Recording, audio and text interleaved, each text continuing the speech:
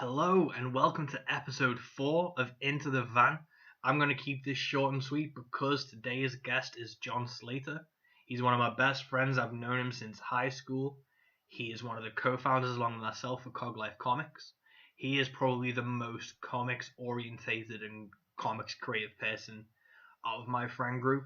So he's been making this new book that he's going to be bringing out soon. And I wanted to talk to him about it, talk about the comic scene, talk about films. Because one of the best things about Jon is we've just been chatting about comics and films and TV shows since we were kids. So it's about time we put an episode down. He's a really interesting guy. We go through his setup for making comics, self-publishing, and all the kinds of ins and outs of creating your own thing. This can apply to music. We talk about the creative process behind songwriting and comic book writing. This can apply to whatever you want it to. So I really hope you enjoy this conversation with Jon. We ramble for a bit. Well, we don't ramble. We talk about a lot of things, and we go over I try to keep every podcast to an hour and 10, maybe. This goes up to an hour and a half, so this intro is short and sweet. We talk about ghosts, serial killers, westerns, comic books, Dungeons and Dragons, and a ton of other things in between. We talked about so much, and we didn't even talk about some other things that we wanted to talk about either. So there's definitely going to be a part 2 with Jon sometime in the future. Today's episode is, of course, brought to you by me, Mike West. My new record, The Next Life, is still available for pre-order, and I'm going to drop a teaser here.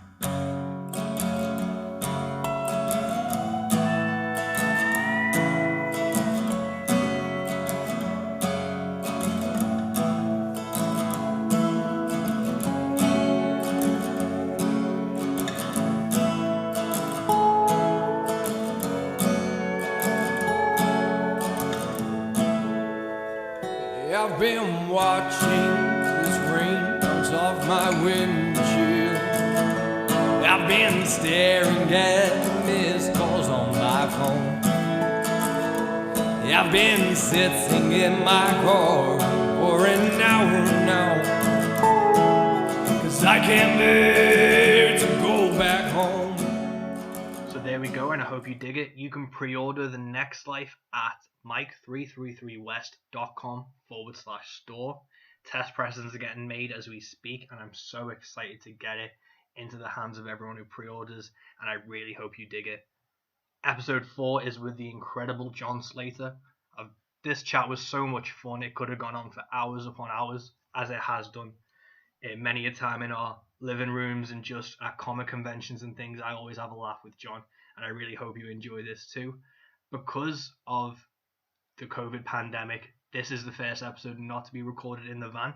We did this through Zoom, so all social distancing measures were kept to the letter, as they should be. I really hope you're keeping safe out there, and let's enjoy this brand new episode of Into the Van with Mike West and my good friend Jon Slater.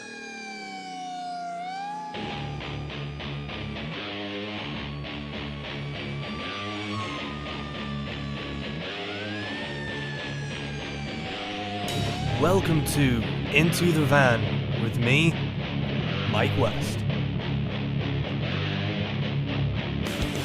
Go! Remember where you did that? Oh, what was it called? The art exhibition in Liverpool.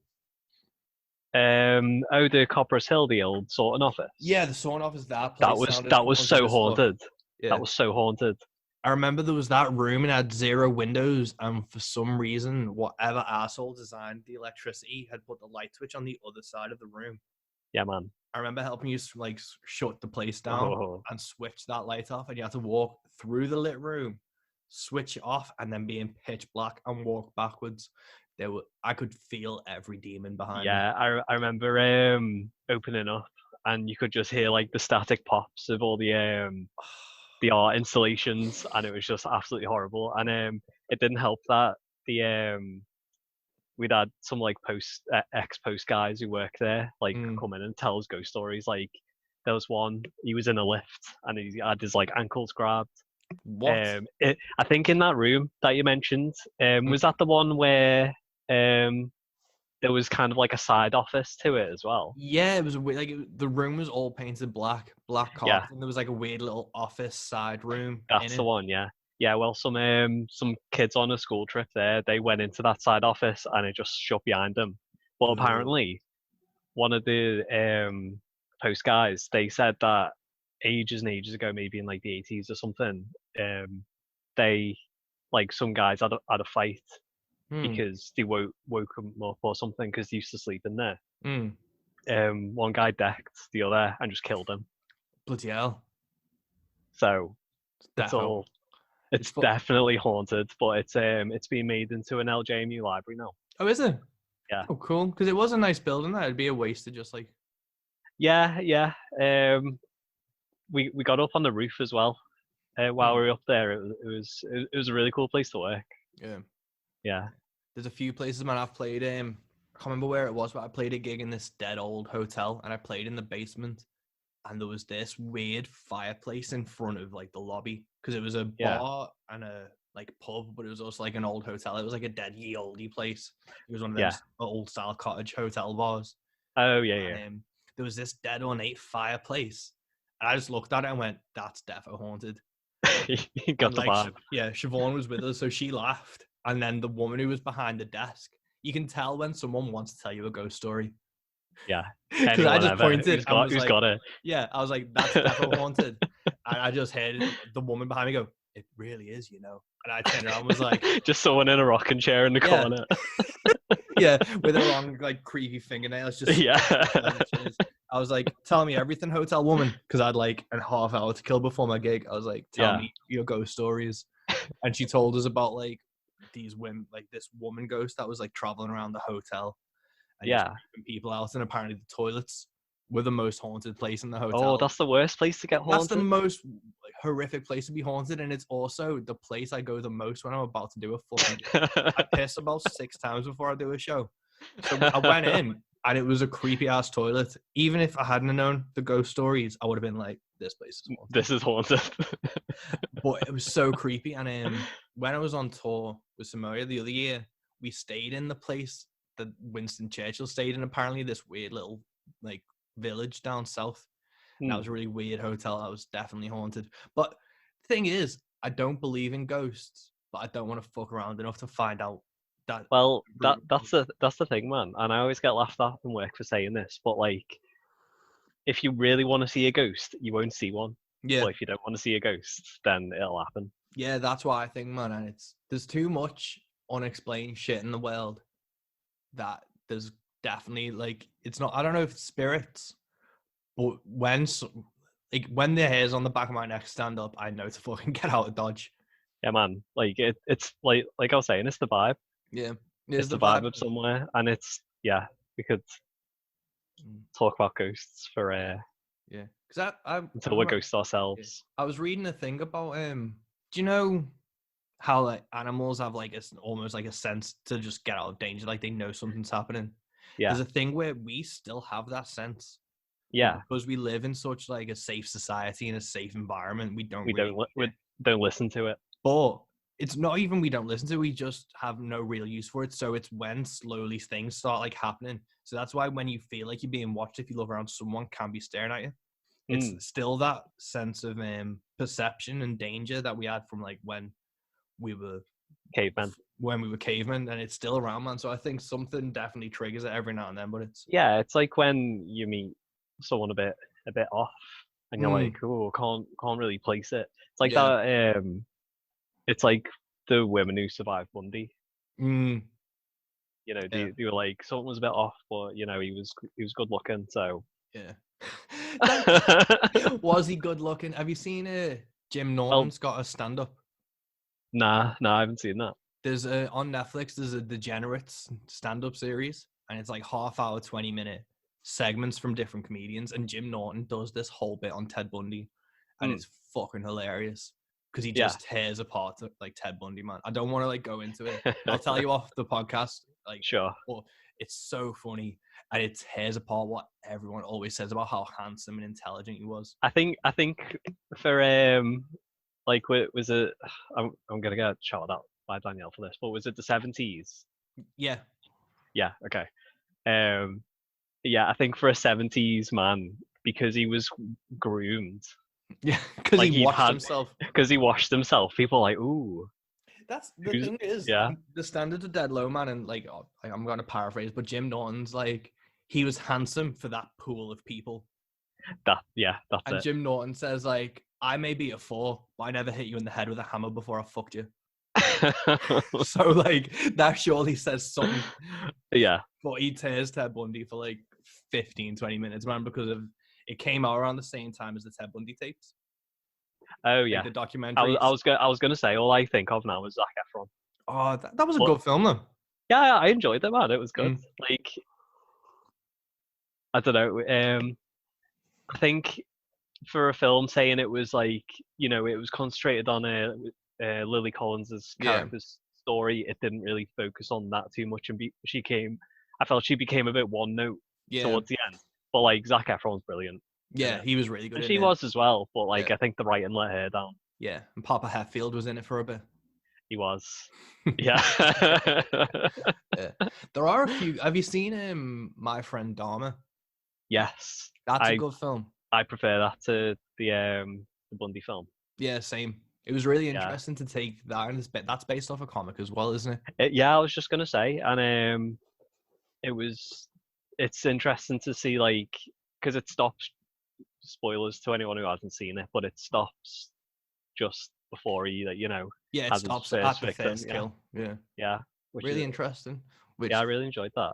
It's quite sad as well, because I feel with Dahmer, if he just got the help he obviously needed, it could have been prevented. And there's a lot of, I think, serial killers and like mass murderers and mass shootings and stuff, it all can be traced. If they got the help they needed, it wouldn't have happened. Which is what, like, probably the tragic thing about it, and why there's so many things about serial killers. It's not just about the hero worship, but I hope people, if they do watch it, they take away that if they see a weird kid, they aren't an asshole to him. Because it's not just to prevent serial killers, it's to be a better human being. And even if they aren't going to kill anyone, it's just to be nice. And I think that's one of the things that, like, I try and take away from the serial killer documentaries is, one bad day and one negative comment to someone can just push them over an edge. Yeah. And if it's just, like, it's just, especially with, because serial killers are predominantly American, it's just a failure of the state, isn't it? And the welfare and everything. Definitely. But we could also get into that argument, like, I've always got to play devil's advocate, but they could just be born like that. It might just be like that. There is the nature versus nature thing, but if they are born like that, the more protocols and things should be put in place to help with them. Yeah. Because if you have I can see that, with living carers and things, it's some sort of, and obviously not to defend and dismiss serial killers for their actions. Yeah. But it's kind of like you have to not handhold them, but if someone was there to help them through it, as in a living carer was with someone, like if someone else has like a health condition or a disability or whatever, someone would be there on hand to help them. And it's just, they didn't get the help they needed at the time, and it escalated. Yeah. And, they could just say, oh, I'm thinking of killing someone, or of, set fire to something, or, Yeah, and there's all those measures that could be put in place then. Because it's almost exclusively they come from broken homes and abusive things. It's almost all the time. Yeah, it's a shame. It is a shame. But it does make more than a shame. But it is a fucking tragedy. But it makes good documentaries. Yeah. So thanks. Thanks for the documentary. Thanks. Yeah, it was almost worth it. Yeah. But how are you getting on, man? How's your comic coming along? Yeah, man, it's finished the line work the other day. So just started on the colours, which I've no experience in at all, but thanks to the wealth of resource on the internet, muddling by. So what is your setup for creating comics? Like, what is your digital? Because you do it digitally now, don't you? Yeah. So what's your setup for creating a comic? Do you mean like program I use, or programs and literally like the software, just hardware and stuff? How I live. Yeah. First of all, 2 screens saved me life, because first, like, I used to have like little reference on my phone. I have to constantly, refresh that, like peering into the phone, be like, oh, what's this? But now that just a bigger phone, isn't it? A PC. So it's that on Clip Studio, which I really recommend for anyone, especially people getting into comics. It's dead cheap on sale. Don't buy it full price. That's a pro tip from a non-professional. Because it's always on sale. Like it's about 25 quid. And yeah, get yourself a cheap graphics tablet and just get going. Sick. Yeah. So you've done because obviously with the traditional comic book, you've got the Bristol Bud, you do the pencils and things first, and then you ink it. Do you still kind of do that, or do you go straight to like inks? It's basically the same kind of workflow. So you rough I rough out the thumbnails like physically first, just because like it's a more immediate way of getting your ideas down from your heads to pencils. Well, looking at the script to the page. Then look at that. I kind of transfer them onto digital by drawing them again, but with a bit more detail, because it's literally just stick figures and just finding out the flow of the page and stuff like that. So going from those rough pencils, going to a more defined pencils of facial features, clothing details and stuff, and then finally the inks. Cool. But it's so much quicker for me anyway. I can imagine. Yeah, because I make so many mistakes. You just hit Control Z, and then it's as if it never happened. Yeah. And you can resize stuff and all that. Yeah, that's like, man, like digital art is so much easier, and it's just you can churn things out so quick. I'm a traditionalist in the sense of that, just because I collect original art and stuff. So that's the only downside, man. I wish I could share this is what it looked like before. Yeah. Before the colors. So now it's just I hide that layer of the flats. Here's the inks. It's not as doesn't have the same wow factor as pulling out a portfolio. Yeah. But so it's so helpful. Sorry, keep jumping on your throat. Yeah. No, that's cool, man. But it just seems so much more helpful, especially because original art, obviously, you don't have to be an established artist to sell them and to display them, but it helps us. But I think for digital, especially for upcoming artists, it makes more sense to just work digitally. Yeah. So I mean, just for getting the fundamentals, I'm still traditional. I love I've been going to life drawing before the lockdown. Yeah. I've been going to life drawing classes with Deck, and they just especially if you're drawing comics, you're drawing people every panel. Yeah. Essentially, so it just helps your art come on leaps and bounds. And that you can't, unless you bring an iPad with you can't do that digitally, really. But yeah, it's just practice. And how long have we been doing this now? I think we put out Isolation about, was that 2017? Yeah, it was 2017. Yeah, but I wouldn't say I've come on leaps and bounds, but you can see definite improvement from Isolation to my new comic. Yeah, I think that's from just from what I've seen of your artwork from even back in high school and stuff to now, you can see the evolution of the artist, which is really cool. And I think it's dead interesting. It's more, I always kind of see, do you know the artists who do the pin-ups and they do the single image figures that are amazing? They are incredible, but for me, a true sign of an artist's strength and its true sign of an artist's skill is when you see someone actually panel a comic, because you can be a phenomenal artist, as in a single image, single pose, this is this. Yeah. But to show the legibility and readability of a comic, to me, should speak so much more volumes to the person's talent.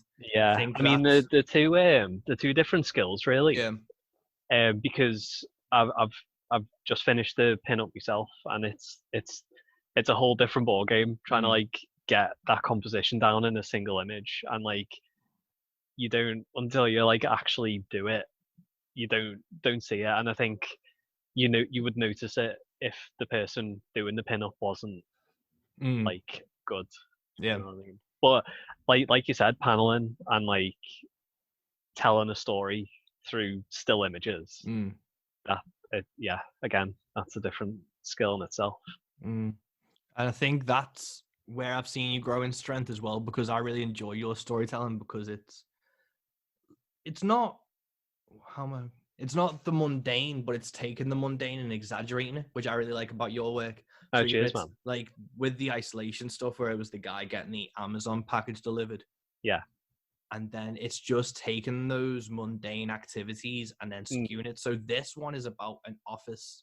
It's a dystopian future, isn't it? Yeah, semi. It's kind of like dystopian in the way Logan runs dystopian. So like, it seems all right, but like when you really get down under the surface, it's a bit. Hang on a minute. I started writing it before the lockdown, but I can already see some things going on, which isn't great.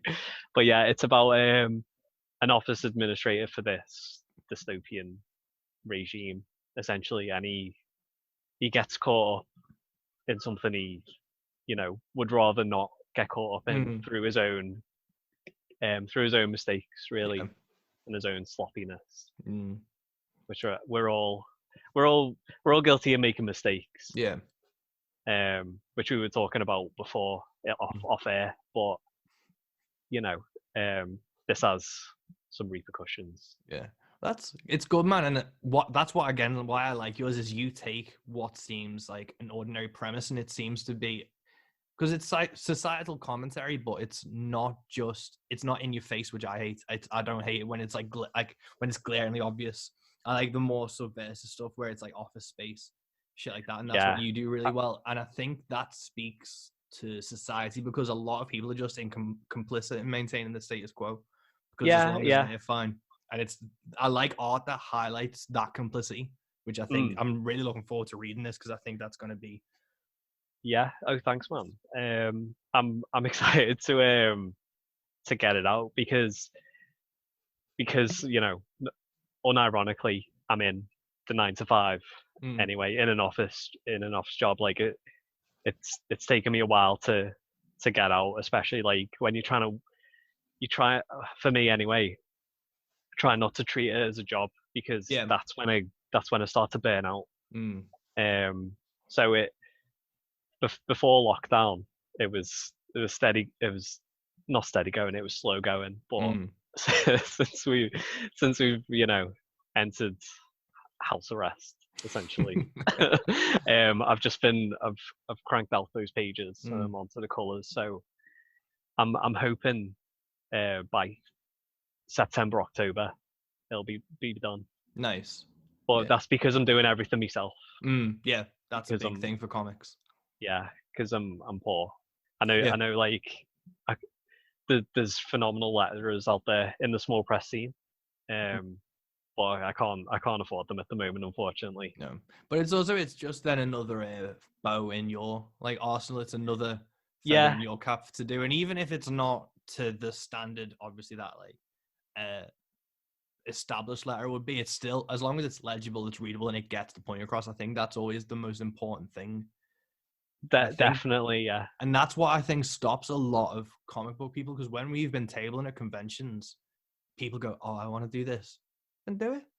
Yeah, People worry about the standard that they should be at, and they look at the big two like Marvel and DC, and they think that needs to be what they need to put out, and it's not in any way, shape, or form.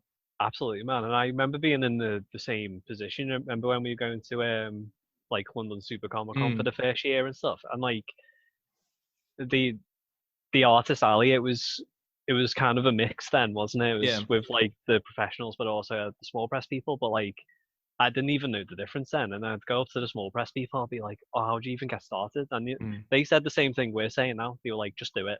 Yeah, just get it done."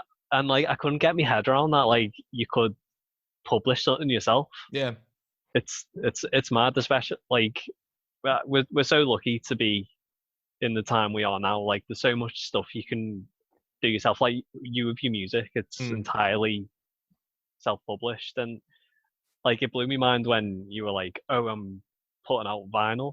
for it, and I was like, oh my god, like you can do vinyl yourself now as well. Yeah, man, that's the thing. Every medium now is completely accessible to amateur people. Like the vinyl, you do have to have a fair bit of money to throw behind it, or Oh production. yeah, I and stuff like mean, that.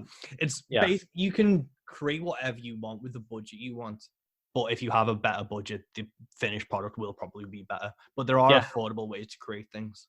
Oh, definitely, man. And I think the key thing is having the drive to do it, see something through to the end, and just getting creative and not being so worried about the end result, because that's something I have to put into the back of my mind quite a lot. Is like, this doesn't have to be perfect. Yeah. And like I'm sad that it isn't perfect, and I'm sad, like, I still can't draw hands. I am working on that. But this hand looks a bit off.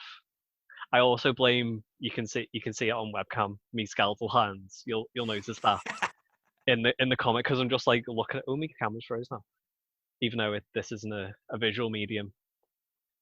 It froze on your bony hand, which is it froze on my bony hand, yeah, which was terrifying. But all my hands look like everyone's a skeleton. Yeah, Benny White's hands. Yeah, man. That's being pulled up. That's, I think, and I try to explain this to musicians and stuff as well when they're trying to create stuff. And I think the reason I churn stuff out and finish projects is because I know I'll never achieve perfection. So I know that what I'm going to achieve is the best I can do at that point in time. And that's how I always view things, as like, this was the best. Like, so Rusted, it was like me and 3 mics. That was the best I could do at this time. The Next Life, that's the best I can do at this time, because I've got a bit more money behind me. I've got some more fans that'll pre-order. So make a bigger thing. With the comics, it's like, that was the best I could do with my artistic ability at that time. Yeah. Survivor, this was the best I could do because I've learned from that one. And it's perfect for the time it's in. And that's how I always try and view projects. Yeah, man. And I mean, we've been talking a lot about the art, but like, it's the writing as well. I can see an improvement as well. So I'm gonna do a bit of a spin now. How do you take your approach to writing? To writing songs, writing comics, So for writing songs, it's more impulsive, and it's a lot more like, it tends to be, I'll just be playing my guitar jamming, because I don't really practice and I don't really do anything to improve on guitar. very, very modest of you, mate. I really can't be arsed. I just don't enjoy practicing. I just don't enjoy it, so I don't do it. I mean, practice by doing, isn't it? Yeah. So, because I used to sit down and, like, when I was in university, I had a guitar teacher that I hated, because I just don't like sitting down to practice. Then I could play Crazy Train and Mr. Crowley, including all the solos. I can't remember a note now, but I don't enjoy that type of sit down practicing, because I don't want to be the best guitarist I can be. I want to just be my guitarist. Yeah. I've found, as I've been writing songs, I've been playing, I've become a better guitarist with chord progressions and things. Yeah. I sit down and I'll start like learning a song I like and just start going through their chords. And then the second I hit the second or third chord of that song, I go, ooh, that might be good as a song for me. And rearrange the chords and fuck around with it for a bit. And that's it, man. Like, if you pull out any of my songs, I could probably tell you what song I was originally meant to play. It's that I mean, I was listening to a Blink 182 podcast, and they were talking about the golden chord progression, and they couldn't remember what it was called either. Yeah. But you can hear those progressions like in a lot of songs. Like, I was listening to Adolescence the other day as well, and like that, they're all quite similar as well. Yeah. Do you know what? You've only got a set amount of notes in like Western music, so eventually you're just going to start spinning the same things with the same chord progressions. But I always view it, as long as I'm doing it sincerely, I don't really care.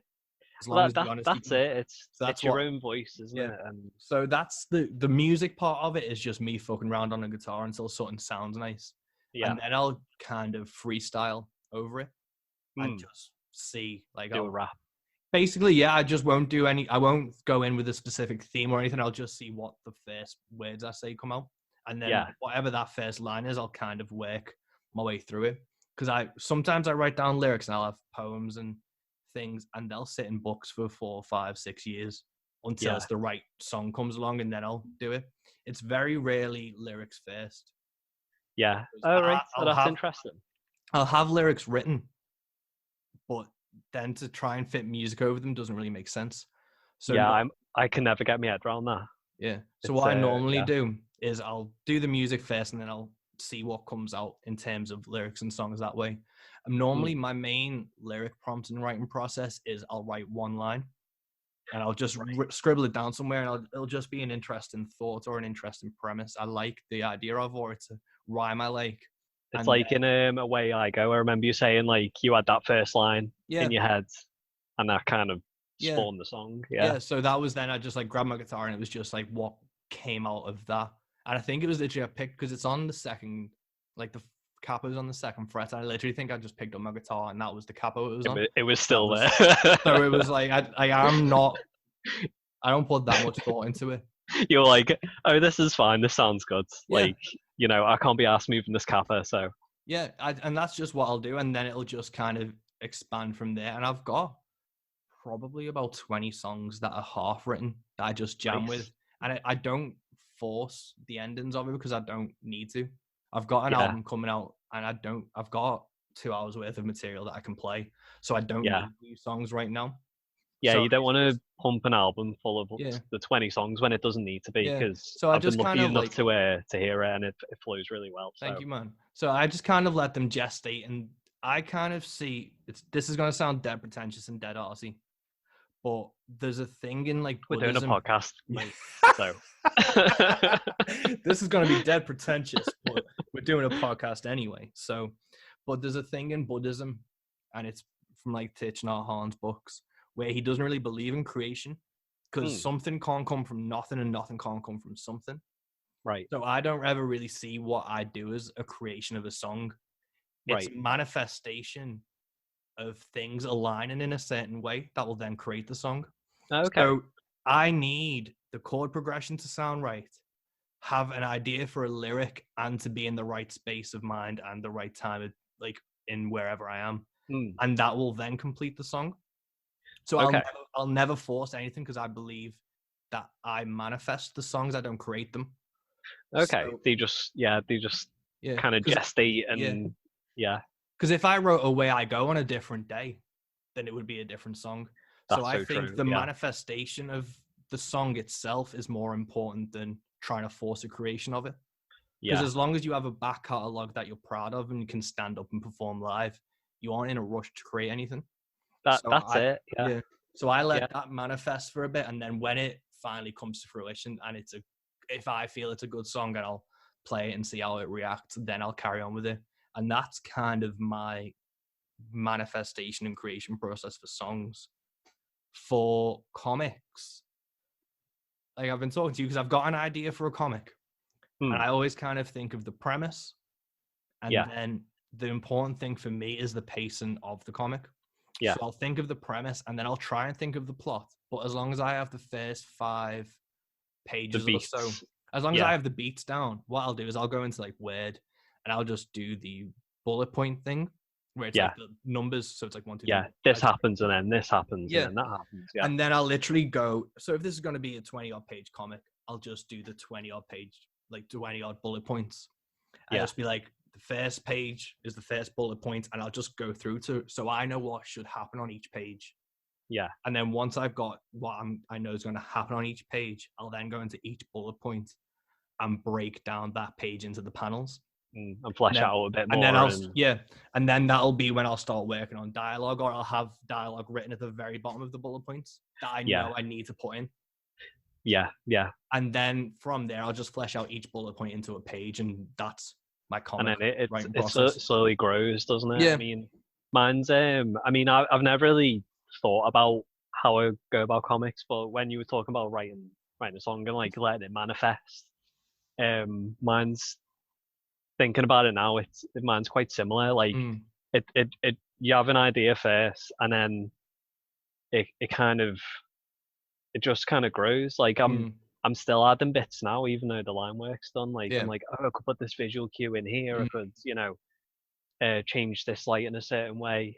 I haven't even finished writing the dialogue yet. That's still changing. Nice. I mean, I was looking on the Awesome Comics Facebook page this morning, and he was talking about planners versus pantsers. Mm. So people who plan ahead, like, some people are like, oh, this is definitely going to be a five issue run. This is going to happen in each issue. It's going to end like this. Whereas I think we're in the pantsers category. Like, Yeah. I don't. I've got a rough idea of how I want it ends, but in between, I don't know what's going to happen. So I'm just kind of winging it as I go on. I think that's the most interesting thing to do, because then that creates, because it needs, for me, it needs to be fun at every level. I need to be engaged, and I need to have fun while I'm doing it. And having that kind of, I don't know how this middle bit's going to work out yet, creates the spontaneity, because there's nothing better than surprising yourself as you're writing it. That's it, man. And that's the thing I enjoy. And then I go, ooh, that would be good. And then it creates the whole process. And I think that spontaneity can help. It translates down the line to the readers. Yeah. Oh, definitely. And like you picking up influences like along the line as well. Mm. So whereas this is my negative side to a planner, like you can have those but I suppose I'm speaking out loud here. You can write all that stuff at the start, but you're only going to have a core set of influences. Yeah. I mean, I suppose that's what rewrites are for. But the benefit of being a pantser, I don't quite like that term. But anyway. What is it? A pantser? A pantser, yeah, like flying by the seat of your pants. Yeah. But surely there's a better way. Yeah. Like a pantser's weird. It's hard to say. Yeah. Benefit of being a pantser is it sounds a bit pervy as well, doesn't it? Yeah. Or you're dropping the pants of the planners, like you're sneaking up on them, ragging their kecks down, and be like, "This third fucking plan." Yeah. Away. Look how narrow-minded this person is with his ledger. But like we're just doing it by the seat of your pants is like you're picking up influences as you go. Like I've got like at the bottom of the issue 1 document, I've got like, for next time you should rewatch this or you should read this. Just pick up what I'm thinking and like see how other people have done it, because like you said, nothing's original. No. And you've just got to kind of get bits of the proverbial clay of other things and just kind of mold something yourself. Yeah, definitely. It's one of those things that I think a lot of people strive to be original, and the odds of actually creating something original in this day and age that's truly original is almost impossible. There's very few things that I think in the last 10 years are super original, but it doesn't mean I love them any less. It's just I see what they're produced by, and I see the honesty and care that they've done it, and that's the main thing to me, is the honesty of it. I mean, I love it when you can, especially in film, you can see like they've watched this film and they've watched this film and they've just mashed it together, and then you've got this other film. Yeah. Like I mean the first one that springs to mind, but there's so many others. It's the Hateful Eight. Yeah. And basically watched The Thing, and he was like, I want to do that but Western. Yeah. And that's it then, isn't it? Yeah, that's what I really like about it. And I think that's what I loved about the Hateful Eight and those type of films. But it's also what I didn't like about Stranger Things. Because when I've only seen the first season of Stranger Things, but that to me was like, they were like, what if we did It and we did E.T. and we mushed them together? But we made it so overtly obvious it was the 80s. That was such a chore to watch, to be like, remember this from the 80s? I'm like, yeah, I remember this from the 80s. Like, do you remember this from? Yeah, I remember them. I wasn't there, but I'd fucking know what happened. Like, I mean, like, I remember you saying this when it came out, and at the time, I was like very much in that camp. But like, watching it properly, you can I read it as more of a love letter. That's the to thing. it. I think it's seen like it is definitely a love letter from them, but I just think it was so ham-fisted how they did it in the first season, because it was even who would have had a Thing poster when the Thing came out, because it was Those nerds in the basement playing D&D. It was panned by critics, and then they would have had to get that poster from somewhere, and they definitely wouldn't have just fucking hung it up in someone's house. It's like it's just stuff like that where it's like, I get it. I get you're in the 80s, I get it. The Thing's a good film. Yeah. Okay. Yeah. But yeah, like it's and it like I mean it's dependent if you like that like hyper. It's not quite synthwave, but it's like that hyper synthwave 80s Yeah. nostalgic vibe. I think that's the appeal of it as well. Yeah, true. And you know the kids are cute, aren't they? Like you just want them to win. Do you know? Yeah. I literally saw the first season and was like, I'm done. But I think I just had a cull of TV shows because I just wanted to actually create stuff. You didn't have time, did you? Yeah. You were Which again touring sounds like a dead pretentious comment, but we are on a podcast. But it was literally I was just watching TV shows, and because I was dead obsessed with TV back in the day. Yeah, I watched so yeah. many things. I've cut it down to I think I watch like 2 or 3 things a year now. Yeah, you're quite selective now. Yeah, I just don't need to watch it. Yeah, like, is it worth my time? Yeah. Am I interested? I did this dead arsey thing where it was like, I want to know what happens, but I don't want to sink an hour of my time into it. You'd just wiki it, wouldn't you? So I just read. I used to piss everyone off by just reading the Game of Thrones synopsis. I was just going to say about Game of Thrones, you're like, just read the wiki, sounded shit. Yeah, I just read whatever, like, Rolling Stone or whoever wrote up the synopsis and plot summary on the internet, like Geek Squad or wherever. I just read the episode breakdown and was like, I'm glad I didn't spend an hour watching that. See, like, I'm the dickhead who read the books in the post office we were talking about.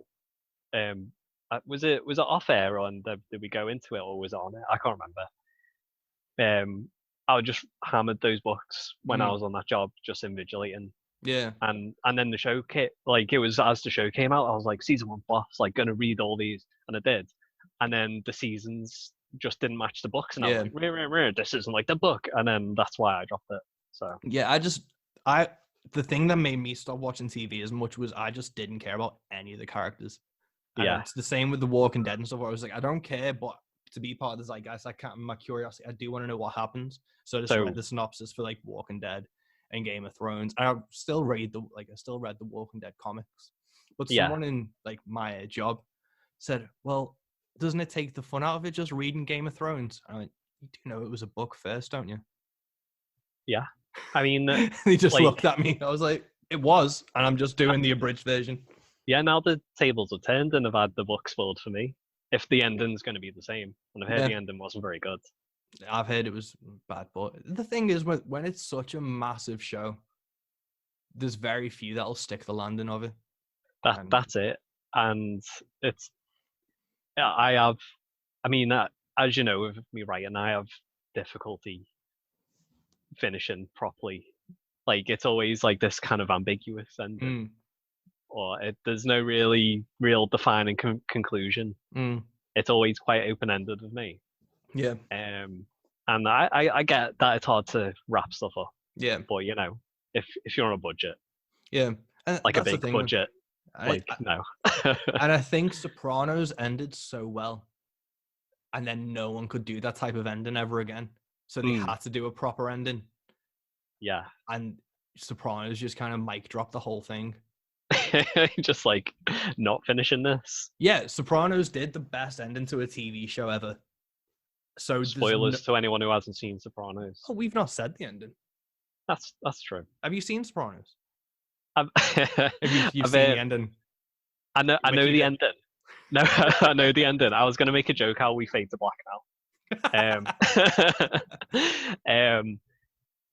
Sopranos is great, but it was during that time I was watching a lot of TV as well, and I felt like I was juggling so much, and it just kind of faded away. I mean, I play a lot of video games as well, and I'm so guilty of that. I've just got like, I don't know if there's like a term for it, but my head's just on a swivel. I'm just like, oh, what's this new thing? Oh, I'll put this thing I'm doing now down, and and it's quite different to how I approach creating stuff. Yeah. Like, I'll always just have the one project and just Yeah, see that through to the end. definitely. But Yeah. where it comes to consuming media, I just want to consume as much as I can. Yeah, I think I hit the pause button on it because I was just getting bummed out on knowing that I'd never see everything. Yeah, Like as much as you want to. Yeah, did you ever get bummed out going into a library and kind of being upset that you'll never read every book? I couldn't read until a few weeks ago when I read Dune.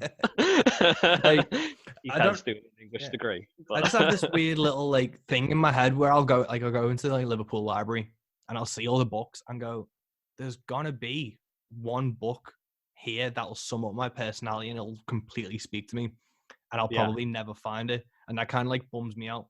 And Yeah, it's the same thing with like TV shows and films. There'll probably be a perfect something somewhere that I'll never witness or like listen to or see, and it kind of bums me out that I'm gonna miss it. Which is why when people say, "Oh, wouldn't it suck to live forever?" I'm like, no. nah. First No. 100 years, I would be holed up in that library, just reading. And so I had just hit a pause on pretty much everything that I didn't find organically, like straight away. So if someone's like, "Oh, you should watch this," I go, "Oh, should I though?" And I'll just wiki it. I'll wiki it first. So you're just more of a speed eater than just taking it in and. To a point, but I prefer when I actually do something to proper sink my teeth into it and then learn everything about it. So the last season I really watched that I loved was Kingdom, like the Korean zombie one. You've told me to watch Kingdom for ages, and I haven't got around to it. It's been on my watch list since you've told me about it a few years ago. But I think I've now watched that, and it's only 2 seasons, but I've watched that like 3 times now. Because I just love that. The aesthetic of it and like how it's done is so good that I don't want to waste my time with other things that might not be as good. Yeah. So I just kind of like let everything fall by the wayside. And a lot of stuff now, there's too many TV shows, so I just ignore them and I prefer films. Yeah, I was just gonna say I prefer watching films because it's finite. You know what's gonna happen. Yeah, the time it would take to watch 2 episodes of like a long form TV show, you could watch a film. Yeah, that's what I think. Because I put on that Hunters with Al Pacino. Oh yeah. And I put the first episode on, and it said hour and a half, and I was like, "Are you fucking kidding me?" That's an entire film. That's an entire Nick Cage film that I could be watching in that amount of time. So I just don't have the time commitment to film or the time commitment to TV. Sorry. Yeah. And I always, with whatever I consume, I always think the feeling you get when you create something, like the feeling we get when we cut open the first box of comics, mate, is so good feeling, and that feeling outweighs the feeling of binge watching a TV show by 1,000,000,000%. Yeah, I mean, so if I'm enjoying a TV show, I will binge it over a weekend. Yeah. But it's hard when your head's on the swivel. You just want to, wish I just had like 4 sets of eyes or something. You just like plug in like the Matrix. You just like see it all. Yeah. And then I've watched The Sopranos like that. Well, that's the thing, man. The feeling of creating something outweighs the feeling of consuming something now. So I need, like, that is always the most important thing to me. And when I'm playing a video game, like I've only played 2 in the last like 3 years. Yeah, State of Decay, and which I always play. State of Decay 2, I've kind of dropped because it's not as good. It's not as fun. Yeah, like that's the thing. If I don't find it fun and I find it hard, I just go no. You're just like no. Yeah, and that and the Mad Max game I played. I haven't played that in ages. That's really good. I recommend that to anyone who likes video games. But while I'm playing those video games, they are literally used as like a reward for me. So it's like I've put in, I've done this, I've done that. I'm gonna play video games for 10 minutes, and then I'll play State of Decay for that amount of time, and then I'll go back to, well, I need to do this for the podcast, I need to do this for the music, I need to crack on with this, and that is always the motivation for me. Is I'd rather create than consume, and that's the mindset I'm in now. I mean, as you know, like video games are quite like a big part of what I consume. but because they are such a time sink, I do try and keep them as like a treat or a wind down. But that said, that it's just like another way of telling a story. Yeah, it is. That's the thing. Like, I don't want to sound like I'm shitting on those mediums because they are really like They've all got their own strengths Yeah. and And weaknesses, really. the how am I trying to phrase this? The quality and standard of certain TV shows and even certain video games is as good and is as moving as the finest piece of like music, film, or art. Like, I Yeah. still stand by Halo Reach as being one of the best video games ever made. Mm. The story was impeccable. If that was a film, it'd be a fucking incredible film. If that was a TV show, if in any medium Halo Reach was created, it would be top tier. Yeah, just because the depth of like the Yeah. characters and the world building and Yeah. but yeah, I mean it's going to that concept, and it's just like having a concept and seeing where you can go with it, and Yeah. it'd be interesting to see if we had the budget, if you know one of our or other people's creations could be like put in another kind of medium, because I know some small press people have like turned their like world they've created into like a role playing system, for example. Yeah. And that's really interesting as well. Yeah, Like, that's really interesting. I love it when people try and explore other media, and the small press scene are quite good for that. I think there's a lot of things where they're like, well, if we turned it into this and we could do it that way. The thing that I don't like about the small press scene is when you can tell that they just want it to be a film. Yeah, but I mean, devil's advocate to that. Sorry, can you hear those kids? Kinda, but we were meant to be recording this in a van, so the sound quality and stuff. I know. I still haven't been in that van. Haven't you? No. Oh. I was like, when you was like, oh, when you're on the podcast, I was like, oh, finally I can get in the van. Oh, no, I'll get you in the van. Yeah. But you know, Rona happened, and yeah. No. Well, you know, the screaming kids next door, they just add. Yeah, it's the authenticity of the Wirral and Rock Ferry as a general. Yeah. What was I saying? Oh, but yeah. So with the benefit of creating comics is it's a film on a limitless budget. You know, all the stuff you could do in CGI, and you know, it is literally just the only limitation is what the artist can draw.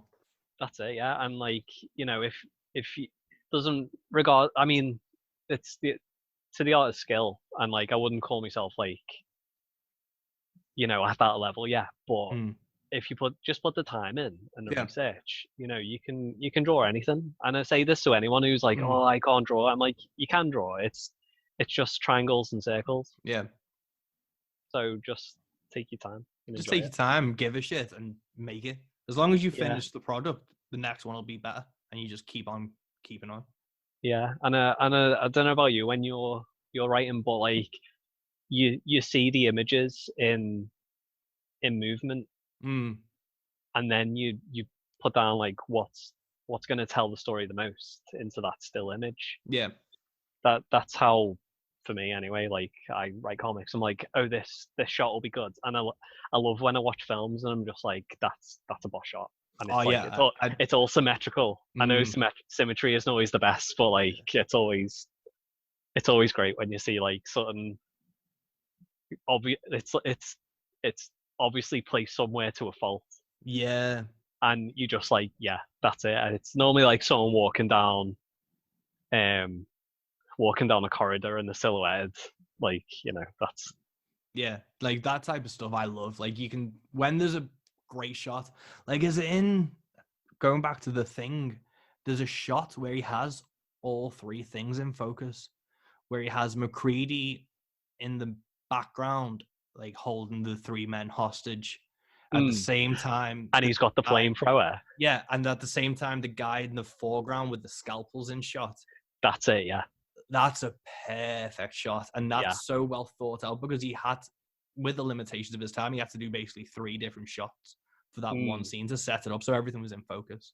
Yeah, and that level of thought and care, I think, really is what speaks to comic book creators, because you can't keep everything in focus like that for comics, and you see certain shots in films that just look so good like that.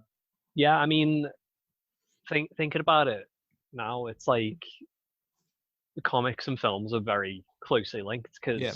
you need a storyboard artist. And I remember you Mm. saying the other week, like you're starting to collect storyboard art. Mm. So like, I think like Mike Ploog did storyboard art for The Thing or Yeah. some of it, and he probably drew that, obviously with John Carpenter's like input, but he would have drew that shot Mm. with maybe with a few tweaks, like when it went to film. But you know, it's all linked. Yeah. Just So see how good. it would work. Yeah, and I love it. Yeah. But yeah, I just like the thing. That's why I think I love comic books is that it's pretty much a limitless thing. I don't know if you've seen on Twitter at the moment where people are saying how because comic books, like the big publishers are on pause because of COVID. It's like the end of comic books, and they always talk about the end of comic books because two publishers will fail. I mean, I disagree with that. Yeah, it's the same thing as when people say Punk's dead. I go, Punk's not dead. The Ramones are. There's a difference. Like, as long as there's some kid picking up a fucking guitar, cranking the amp too loud, and screaming his little heart out, Punk's never going to be dead. And it's the same thing with comic books, where as long as someone gives a shit enough to create a fucking comic book, and someone goes, I shall read that comic book, comics are never going to die. Yeah, and people always want to look at cool pictures and, and there is, like, I mean, like anything, it's not limited to a genre. Like, a lot of people think comics are just superheroes, but since getting into small press, there's so much. And, like, potentially the best thing that could happen to the comic book scene is the big two collapse and superheroes lose their let nature their return. status. And if the two big comic book publishers and their superhero stories actually diminished, and I'm not saying that because I want it to happen because I love superheroes, but if those two moved and went smaller, the market push up would be so much more of different things. Like Image could bring out more books. All the creative teams that are on Marvel superhero books at the moment could bring out their creator-owned projects, and the wealth of like other comic books and other genres in the medium would be so fucking good. I mean, even if those established artists didn't even want to go to Image, like Kickstarter exists now. Yeah, that's the thing. Even if they wanted to create a project, they wouldn't need to go through an Image publisher. I think especially if BK Vaughan and Fiona Staples decided to do another book, and kickstarted it, they could just I mean, like it was like those McFarlane figures, that was funded like dead quick, and just anything like that. And like I know there's a bit of a saga with like the Rob Liefeld comic, which I'm not like 100% clued up on, but he like wanted to kickstart his own comic, and then that like got funded pretty quick, but then he didn't put anything out. Yeah, was it him or was it someone else? I can't remember. But there's some big artists who take everyone's money and then don't do a fucking tap with it. Yeah, I know, but it's all about like consumer demand. Yeah, and stuff like that. It doesn't matter about the publisher. It's like we keep saying, it's about like the creator's drive to create, and people want to consume it. Yeah, if you create something that's good, then people will buy it. Like even Tom Wood with the sensational Elephant Man Merrick, that's fucking killing it. That's gone on to 10 issues. Kickstarters get funded within the first week. Normally in the first few doing days. really well. Absolutely savaging it. His numbers, I would assume, would probably make any small independent publisher jealous. Yeah. And he's doing it with is it Luke? I can't remember the artist's full name. Mark Parker. Yeah. I know. I only know him by his Instagram. And Luke Parker, I think. Yeah. They've created a series, an ongoing series that is, for me, I think it's changed the game and it's set the standard of what you can do in independent comics. Definitely, man. I remember seeing his stuff at I think it was the first Thought Bubble we went, and I saw Art Parker's like art book, and I was like, oh, he's just like Mike Mignola. And it just blew my mind. I was like, this is great. And it's all done independently through fan support, which I think is a brilliant thing for the comic scene. And I think that's what Cog Life will need to use Kickstarter for, is to create that sense of community and bring in fans. Oh, definitely, Because the times are changing, I think, for comics, and I'm really excited to see where it goes, because so many good things are getting put out like independently. yeah, and like it's just about. I mean, like I was saying earlier, like when we went to that London Super Comic Con a few years, like was that 2012 or something? 2012, yeah, it was 8 years ago. Bloody hell. I know. Didn't even know about small press. Yeah. And as soon as you dive into that world, like I barely read like the big three stuff now. Yeah. Like there's It's so crazy, much man. good stuff. Yeah. It's just completely leveled the playing field, and I love it so much. And the only bad thing about the small press scene is I'm poor, so I can't kickstart and back every single thing that I want. So, definitely, man. But again, it's just about. I mean, you could, like, I've been considering putting my stuff out digitally as well, just like to get just a bit of a run up to the Kickstarter. I think that'd be an interesting way. That's what I kind of did, because I want to do some more digital comics that are more Instagram style and Instagram friendly. Because I really like those type of social media comics that are just dead shareable and memeable to a point. Yeah. And they're quite good in building a following. So I'd like to explore more of that. But I think doing a digital thing, because Tom, for Merrick, he does the first issue's free, isn't it? That's it. Yeah, it's like first takes is free, and then it's just I mean, with me, it's just the time. Yeah, it just takes so long, and like, it's only because I've been on house arrest that I have, like, I've had just the drive to do it, really. Yeah.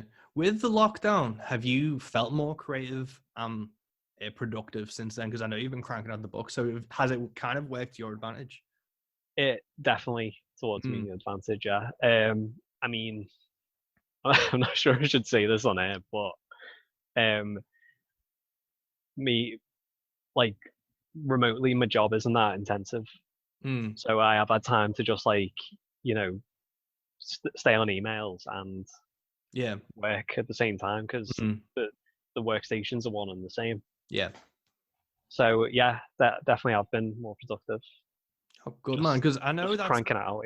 Yeah, I know that's been kind of an issue, because I've been speaking to a few different musicians and things, and they've kind of been beating themselves up because they haven't been as creative. And I know I haven't written a new song, I think, this year. But, I mean, I think it's down to the individual, because like a lot of people feel like, like I should be more productive and creative during this time.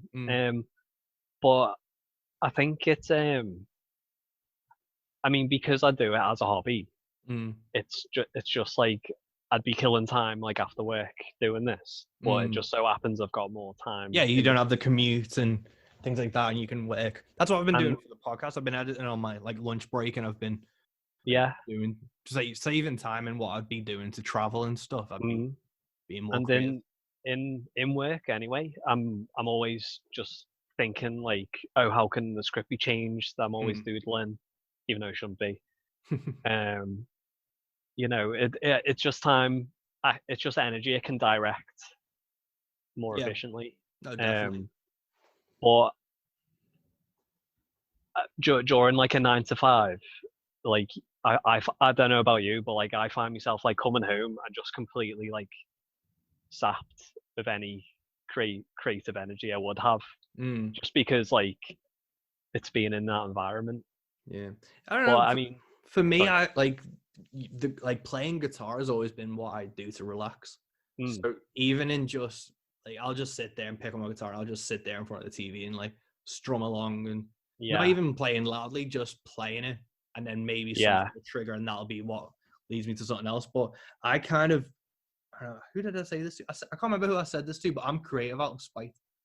I can't remember who I was talking to, but I'm creative out of spite. Like, that's my biggest driving force. So I know if I feel drained from work and drained, you're like, work's not going to get the better of me. Yeah, that is exactly, like, my head goes, that's what they want you to be. They want you to be drained. They don't want you to be like creative. They don't want you to do your own thing. They don't want you to follow your dream. They want you to sit in front of the TV and not do a fucking thing. So my brain then goes, I can't let them do that. And even if I just do half an hour of editing a podcast, or I do 15 minutes of playing on guitar, writing a song, or tweaking some lyrics, or even doing like music admin and emailing venues and things, then it's not in vain. So as long as I do something productive, that's my driving force. I don't really sit in front of the TV and feel like sapped from it all. I just, out of spite, get up and I mean, I suppose I'm in the camp of letting work win, and you know, maybe when I get back, I should be a bit more spiteful. Like, spite is a big motivator, and if you use it positively and you don't really direct it at anyone, it's not work's fault that I'm stopped from doing this. It's society's fault. I don't do this. I'm working, and when I'm working, I commit my time to that. And then the second it's not that, it's my time, and my time is valuable, and my time is worth my creative energies. So then I'll push it. But I know a lot of people in the pandemic are saying, "Oh, I'm not creative, and I'm worried about it. I'm beating myself up over not writing." And it's like, we're in a pandemic. We're in a global pandemic. It's a stressful. No one's those tweets where it's like, if you don't come out of this lockdown with a new skill, it's not that you've lacked time, it's you've lacked discipline. It's like, well, you've lacked the fucking brain, knobhead. Like, I know, lack the empathy, and you know, people have so much on that in a pandemic. I'm using it to just take a break and recharge and sort out the next life promotion side of everything. So I'm not beating myself up over creating anything, and I'm telling all my musician friends and creative friends to do the same. It's admin's a different outlet anyway. Like, you know, you can enjoy admin. I occasionally enjoy admin. But it's a pandemic, not a boot camp. Like that, so it's just from that, you just have to kind of take it as it comes and let it. It's one day at a time, because we don't know when we're getting out of this, and you know, it's been hard for everyone in different ways. And I know it's not quite the plague, but it's what our mate Didge was saying. Like, you know, it's a global pandemic. It's essentially the plague or the Spanish flu, or you know. It's like, if the worst thing out of this is you don't finish a song, then you've got off easy. So definitely, the main thing is to just be happy and comfortable, and if that includes binge watching a TV show, then so be it. Because just each to their own, man. You don't owe anyone anything, so create on your own time. And that's like what I always think, is like, I don't owe anyone a new song. I don't owe anyone anything. I only owe myself it.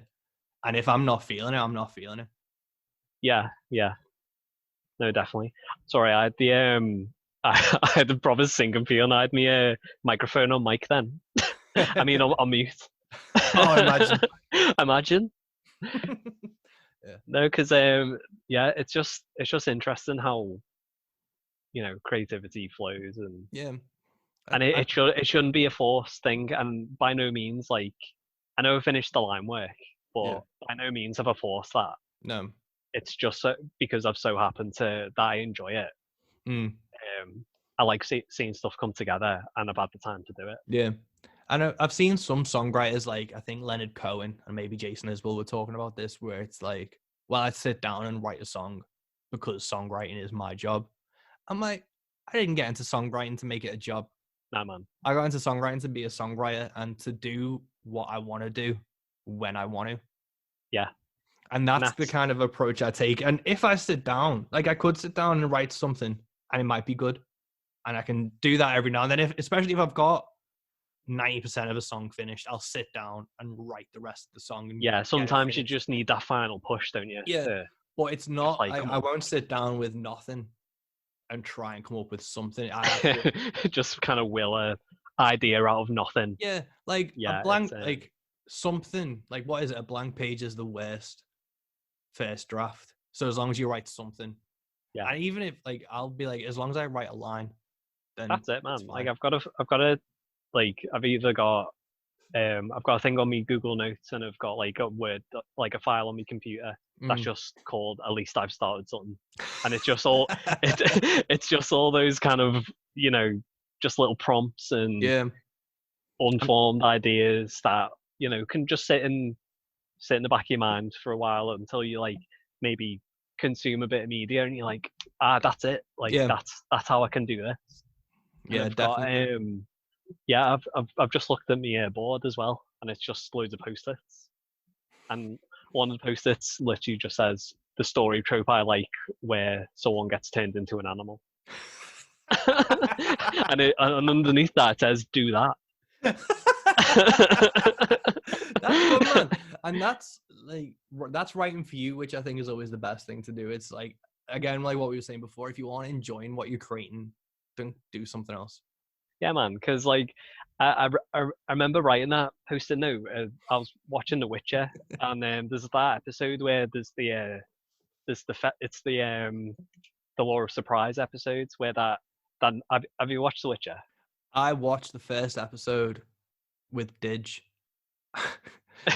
I'm wondering, do I say this on air? Because I don't want to go into Joe Rogan territory. So I watched the first episode with Didge on edibles. Right. And, how was that? Halfway through, I was like, "Is this back in time?" And he was like, "No." I was like, "Then I'm fucking lost." I'm out. Yeah. So I was like, "Yeah." I basically went, "Yeah, I'm out. I don't know what the fuck's happening." It was like in the middle of the fight in the war, and I was like, "Where the fuck did this come from?" Yeah. So I was like, "I'm done." Timeline's a bit confusing. Yeah. Until about halfway through. Yeah, I'd had like 4 edibles. I'd had 2 glasses of whiskey, and was like, "I have no idea what the fuck's happening." So I was like, "I'll go with this." Yeah, I'm done.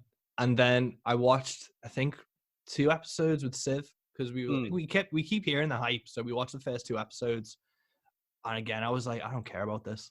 It's good, man. Like I've heard it's good things, and like the book and the game are meant to be good, but yeah, it's kind of my genre, like the fantasy thing. So I mean, it's a good thing you didn't watch this episode on edibles, because like there's this knight that comes in and he's like, he's claiming his Law of Surprise as the princess because he was promised this like ages ago, and he pulls off his helmet and he's like a porcupine man.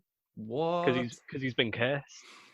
And I was like, love this trope, because as well as that, at the same time, I was playing this game back on the SNES called Chrono Trigger, and again there's this knight.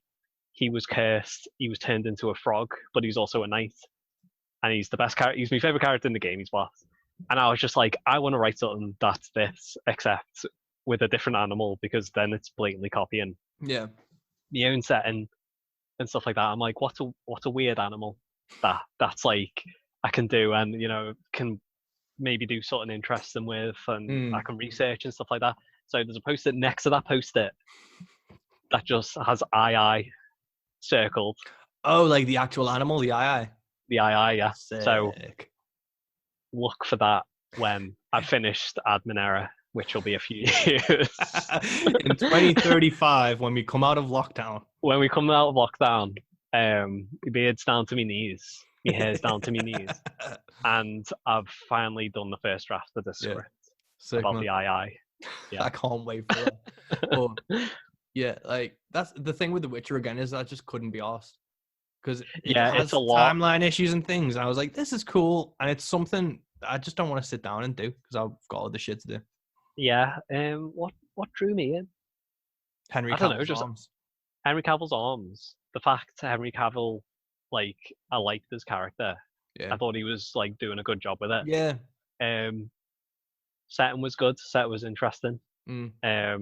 I did like it, and I enjoyed the humor that they had in like the undertows of it. Yeah, it's quite dry, isn't it? Yeah, I enjoyed that. I did enjoy it, but I just can't be asked like watching another TV show. That's it, and it's back to that thing that we were talking about earlier, where it's like there's too much stuff, and you've got to pick and choose what you want. But because I do love the fantasy stuff, but it's just if it's an hour. If it was 20-minute episodes or half-hour episodes, like if The Witcher was done in Always Sunny style, I'd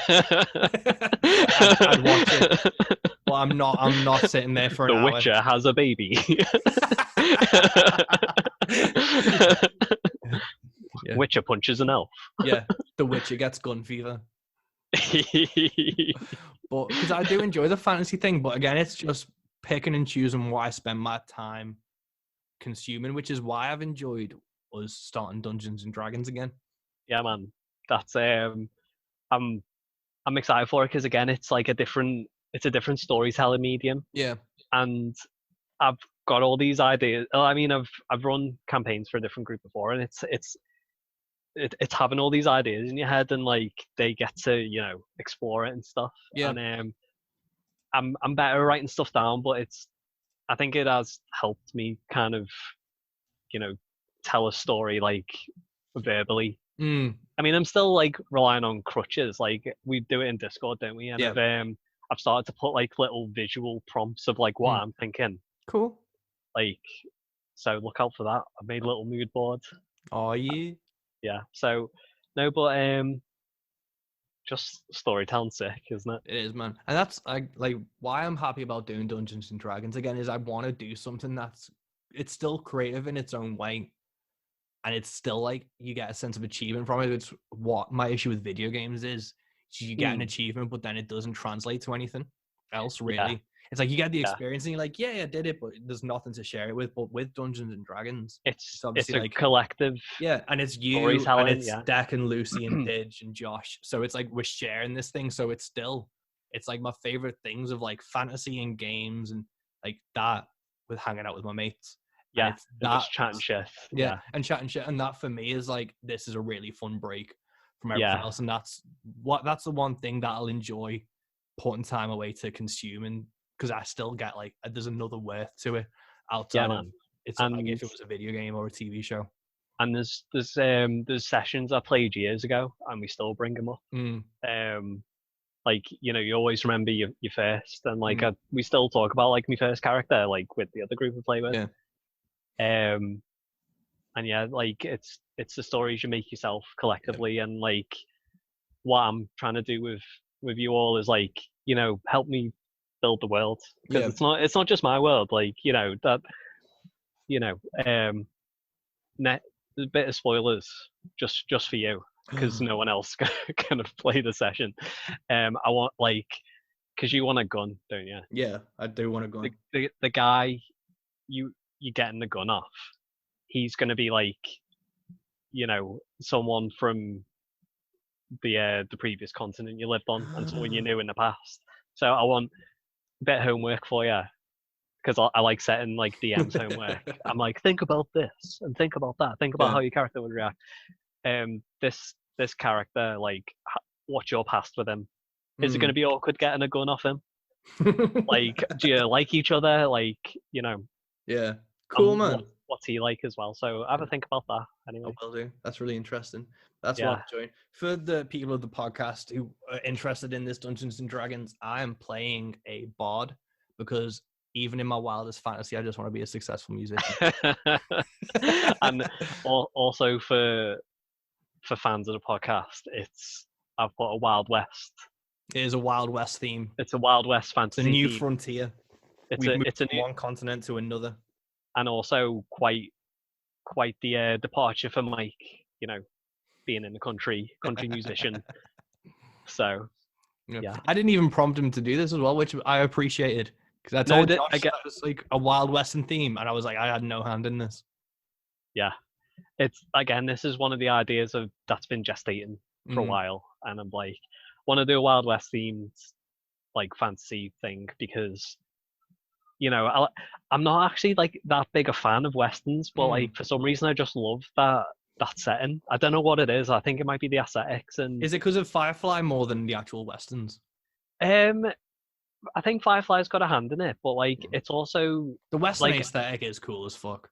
Yeah, like I don't know. It was like I listened to like a D&D podcast, and there was like a bit of a western twinge to that. I was like, that's sick. I played this game called Hard West, and that's like a weird Western RPG. So it's like they make deals with the actual devil, and you get like supernatural powers and stuff like that. But it's also like in the West. Red Dead was sick as well. Yeah. I think it's good as well because like most fantasy things are kind of set as if Lord of the Rings is obviously the OG. Yeah, and it's like Middle England, New Zealand, rolling fields and mountains and stuff. Yeah. So to put those fantasy characters into a Western setting where it's flat desert land and wastelands and stuff, and shanty towns and the new frontiers. I think are really interesting concept. Yeah, and it like lets you explore Yeah. this new frontier, and like no one's. I mean, it's also a crutch for me because no one really knows what goes on. It's called the Glass Desert where these people are, for those interested, which I'm sure many people are. Glass Desert's uncharted territory, so like it's no one knows about it, so it's a crutch for me because I can just make stuff up on the fly. Because I'm like, yeah, that's a thing. Yeah. So, yeah, storytelling's in its many forms. Yeah. Dude, I do love a good Western. Have you seen The Magnificent Seven? No, not the new one. I was gonna original. start talking. Not the original either. Because I was gonna say I really like the modern takes on Western. So like Hateful Eight, Buster Scruggs was really good. Yeah. When we watched the True Grit remake, really enjoyed that. Django, does that count as a Western? Django's it's that setting, isn't it? Yeah. And even Mandalorian, that's like Mandalorian's so Western. It's so good. Loving the Mandalorian at the moment. Yeah, and I mean Star Wars itself, it's that mixture of like a Western and fantasy. Yeah. Yeah, it's such a you can see its influence in loads of things, I think. Yeah. But, the Magnificent Seven films are sick. Like the original ones with the Yul Brynner and Steve McQueen are boss. Yeah. And the Denzel Chris Pratt one with Vincent D'Onofrio, that's a really fucking good. Oh, is it? Yeah. Yeah, that's a really good. Like it's they've like upped the ante and like the action and stuff of it, which is sick. Oh yeah. Yeah. That's really enjoyable. And then have you seen Tombstone with Kurt Russell and stuff in? No, I've really wanted to watch that. That's a really good film. I think I made Siv watch that. I think it was either Boxing Day or New Year's Day. Yeah. And we watched that. It was like, I'll be a Huckleberry. It's so fucking good. Because me dad loves like the old westerns, and like I walked in and it was like the last scene of Tombstone, and I was like, oh, is this Tombstone? And he was like, yeah. I was like, oh, want to watch this, but you know, and have to seek it out. Yeah, it's crazy, man, because westerns were the predominant, like they were the Marvel movies of the 50s and 60s, weren't they? Basically, that's true, yeah. And that's what I think a lot of people forget is like they're like, oh, we're oversaturated with Marvel movies. And like, motherfucker, you had westerns for 30 years. Yeah. And like I think if you're looking in a certain direction anyway, I think there's going to be a lot of oversaturation with stuff like I've got like I don't know, I can't even think of an example now, like the horror genre, for example. There might not be many big blockbuster horrors. There have been more recently, but like there's so many horrors being pumped out. Yeah, it's on the up and up for the horror film. That's going to hit oversaturation, I think, in the next 5 years. I think it already has, because like all the straight to DVD stuff. I mean, there's a market for that, but there's a lot. Yeah, it's crazy. Yeah, but one of my favorite westerns. Have you seen Unforgiven with Clint Eastwood? No. This is proving my point on how long westerns were going. Clint Eastwood started in westerns as a young man and was still in westerns as an old man, and is one of the biggest movie stars on the planet purely through western films. Yeah, I mean, to be honest, it's not really a genre of like jumped right into. Yeah. So I think it's the same thing with country music, man. It's got connotations about westerns, and obviously, like back in the day, like the John Wayne ones are like sketchy in terms of modern day morals, and like with the Native Americans and stuff, identity politics, and and all that thing. I'm not a fan of John Wayne. I don't like his films. I like the Clint Eastwood ones. Anything that is it Ennio Morricone? Anything he scored is fucking good. Like like whatever he did was fucking sick. I mean, I think with the genre itself, there's a lot of problematic stuff. I mean, it is. Oh yeah, like you can see Clint Eastwood as being a bit problematic sometimes as well, and Tarantino as well. Yeah, he's very problematic, but I still watch his films. So am I part of the problem? Maybe. But again, it's also showing like what I was saying about things not being perfect and being that place in history. It does give you not a chart, but it shows you how far we've traveled in terms of cinema and acceptance and embracing culture, which is nice. And there's certain films that you look at and you just like, they will never get fucking made in this day and age. And there's a good reason for them. Like we watched it's kind of a Western, but it's not. The Best Little Whorehouse in Texas. No. With Dolly Parton and Burt Reynolds. Title alone. Yeah, it's a musical about how good prostitution is. It's a living. And it's so accepted in this town that the football team win the big game and they get to go to the brothel for free. And the sheriff's banging like the head prostitute. Yeah. It was made in like the 80s. And you're like, that would never get fucking made in this. It's a different time. It's like, I don't know. It's like, oh yeah, you watch some stuff and like what was probably perceived as quite innocent and maybe funny at the time, you watch it then and you're like, ooh. Yeah, Aristocats. Oh, never seen Aristocats, but yeah, the Siamese. Yeah, like it's one of the Siamese cats. Incredibly racist.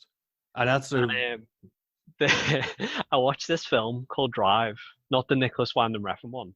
It's I was gonna WhatsApp you all about it because like it's actually insane. It was made in 1997, and just stuff that you want to happens in it, and it's so weird to watch because like it's just absolutely balls to the wall, like 90s action buddy cop film.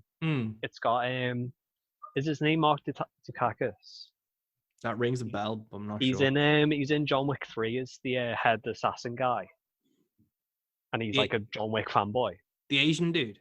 Yeah. I'm not sure what his name is. It's got him in it as the protagonist. I only found out about it the other day, but I was like, I need to watch this film. He's got a cybernetic heart, and he's being hunted by like the corporation. Already in.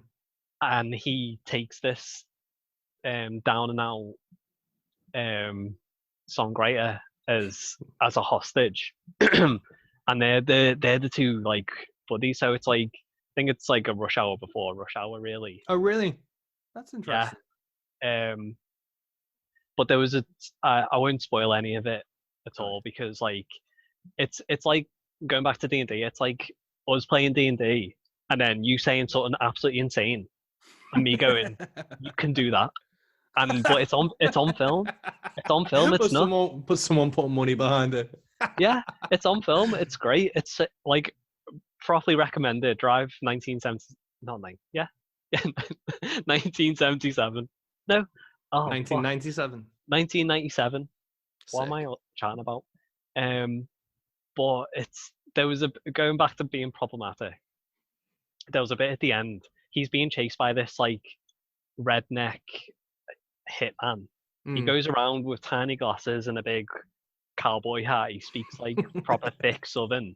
He pulls out this whip at the end, and as he starts strangling the down and out singer character who's black, he starts whipping him.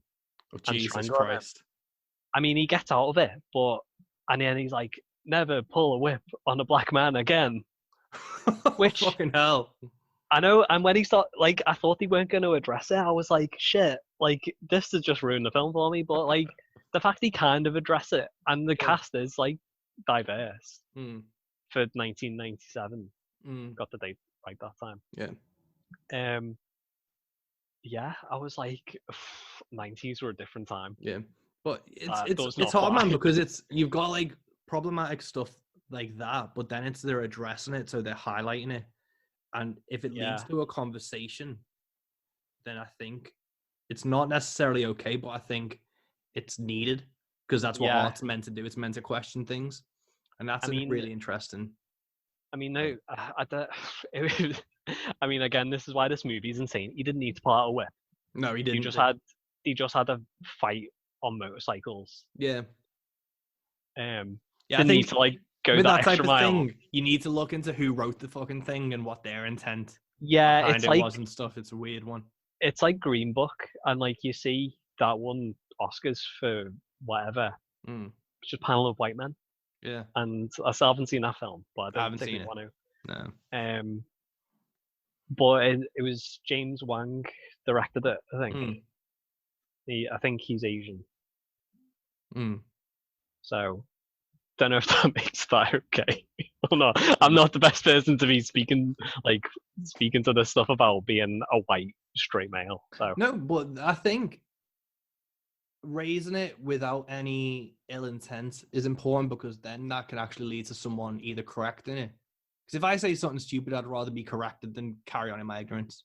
oh, definitely, So yeah, I think like raising a question is an important thing to do, and be like, is that okay? Is that problematic? Why was that okay back then? And why do we have, and that conversation I think is really important, because there's a lot of topics that you talk about or you want to talk about that get shut down instantly. yeah, And that I think is one of the most dangerous things for becoming accepting of people. Because if you shut down that conversation on the first trigger word, and I'm not saying to obviously use trigger words or slurs or anything that would like offend someone, yeah, but to talk about those topics calmly, rationally, and sincerely, I think is really and important. with an open mind as well. Yeah, with an open 'Cause mind. like you said, you've got to be humble enough to be like, oh, that was really shitty of me, but I didn't know, Yeah, and I'll be better. yeah, that's the thing. It's like to be better, and you have to have those conversations to be better. You have to question everything, I think, and you have to Definitely, question. man. And not only do you have to question everything, you have to ask the right people the questions. Yeah. Because So it's, there's no point asking me.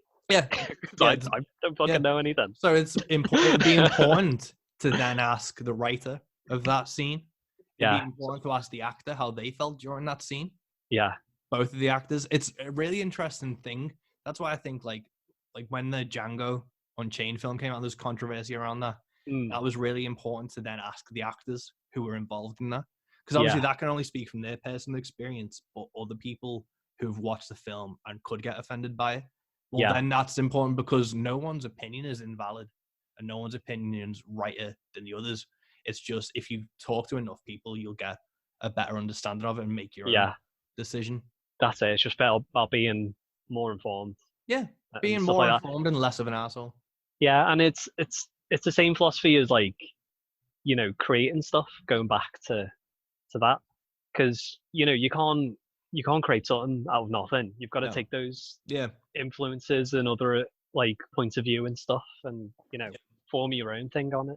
Yeah, and that's the most important thing, is to create your own voice and to create something that you'll stand by, because that's all you can do at the end of the day. That's it, yeah. Yeah, but I think I've kidnapped you long enough on Zoom for now. I know, let me out the proverbial van. I let you out the van now, and I say I'm going to let you out the van. I'm probably going to talk to you for the rest of the day anyway, because you're one of my best friends. That's fine, yeah. Well, thank you so much for doing this, dude. Thanks for having me. It was fun. I'll definitely. We'll need to do one.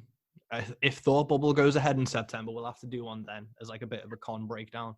Yeah, I think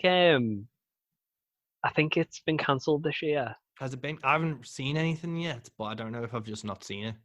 Yeah, and it was November anyway. Yeah, it was November. But I think as a precautionary thing, I think they've just decided to. Really? I don't know. Yeah, but you know, have we got time for it? Shall I Google it that quick? I'm just about to see if I can. It's a shame, but do you know, I don't see when this is actually going to end, to be honest. So who knows, man? November. But it's still saying on the banner that they're going ahead in November. Yeah, it doesn't say anything. We'll see, but we'll be doing a con breakdown then. I'm going to try and get some comic book creators. Yeah, I think we're having a break from tabling, aren't we, for now? Yeah, until we get more stuff. But I know, but you know, we prefer going as fans anyway. We normally in every medium. I'm a fan first, so it'll be more expensive to go to a Comic-Con as a fan. But I know, because any little money we do earn just goes straight back on like buying someone else's stuff. So. Yeah, exactly. There's only one $5 in the whole of the indie comic scene, and it just gets passed around to who has that $5. next time, whoever has that $5 doesn't get to launch a Kickstarter that month. Yeah, they're the winner. They are the winner. All right, man. I'm going to catch you in a bit. All right, nice speaking to you. I'll speak to you soon. Bye. Bye. And there we have it, episode 4 of Into the Van, Into the Bag. Thank you so much to Jon for talking to me. If you want to check out Jon's work and also my work, head over to coglifecomics.com or find us on Facebook at Cog Life Comics. We're on Twitter and Instagram and all that good shit. And you can see for yourself the things we have made. I'm really proud of what we've achieved with our comics and all the connections we made and the friends we've made. And long may it continue. I'm so excited to see Jon's finished book. I know it's going to be awesome. I know it's going to be poignant. I know it's going to be well done. And I'm so proud of everything that he's done so far. And I'm proud to call him a friend. I really hope you enjoyed today's podcast. I think we touched on a wide topic of things. And, you know, we aren't a voice of authority or any true definition. We don't really know all the answers. We just know what our questions are. And I think most people are like that. So if we've said anything that you have a counterpoint to, or you have a perspective on, or you have an opinion on, please let me know. You can email me at mike333west@outlook.com. You can leave a comment on wherever you listen to this podcast. Hit me up on my Facebook page because, as I said in the podcast, it is always important to have a calm and rational discussion and learn a few things about some other people, maybe get a new perspective, and most importantly, get some information and be less of an asshole. And that's something I always try and do, and I hope you do it as well. So thanks so much for tuning in. Thanks so much to Jon. Take care, guys.